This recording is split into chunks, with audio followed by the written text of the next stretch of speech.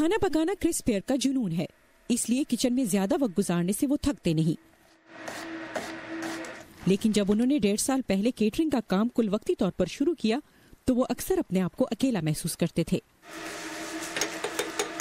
اس صورتحال سے انہیں باورچیوں کے لیے شیف وداؤٹ ریسٹورنٹس کے نام سے آن لائن فورم شروع کرنے کی تحریک ملی۔ ہم کیٹرز ہیں، ذاتی شیفز ہیں، ہمارے پاس خاص طرح کے کھانوں کی بہترین دکانیں ہیں۔ جنوری میں اس کے آغاز سے اب تک 100 باورچی اس گروپ سے منسلک ہو چکے ہیں۔ ہم فیس بک گروپ ہیں جہاں میں پوسٹ کر کے کہہ سکتا ہوں کہ اگلے بدھ ایک گاہک یہاں ڈنر کا انعقاد چاہتا ہے، تو اگر کوئی دلچسپی رکھتا ہے تو مجھے میسج کریں۔ گاہک بھی اس نیٹ ورک سے فائدہ اٹھا سکتے ہیں۔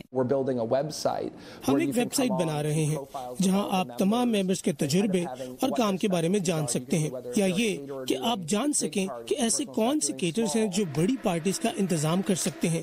لانا اور بوبی براؤنر میاں بیوی ہیں اور ایک کیٹرنگ کمپنی چلاتے ہیں۔ ہم کریبین اور مسالے والے کھانوں میں مہارت رکھتے ہیں۔ جب براؤنرز کو شیف وداؤٹ ریسٹورنٹس کا پتہ چلا تو وہ اس کے ممبر بن گئے۔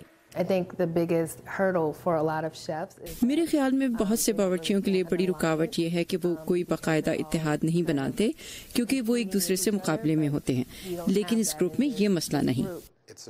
یہ ایک نہایت مسابقانہ شعبہ ہے، لیکن جس قسم کا اتحاد بن رہا ہے وہ بہت دوستانہ ہے۔ اس میں بہت صاف گوئی اور مل کر کام کرنے کا جذبہ ہے۔ یہ گروپ مقامی کاروباروں کے لیے نئے مواقع بھی پیدا کر رہا ہے، جیسے کہ یہ مشترکہ کچن میری لینڈ بیکس، جہاں ممبران اکثر ملتے اور کام کرتے ہیں۔ وہ تخلیقی سوچ لاتے ہیں اور بس آزاد لوگوں کا ایک بڑا نیٹ ورک ہے جس میں لوگ شامل ہو رہے ہیں۔ یہ ایک بڑی کمیونٹی ہے۔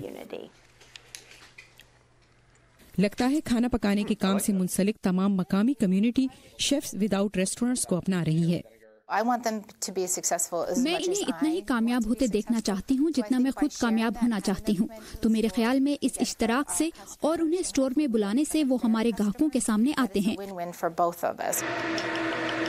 یہ کرس پیئر کا گول ہے کہ خود مختار باورچیوں کے لیے واشنگٹن کی فوڈ مارکیٹ میں جگہ بنائی جائے۔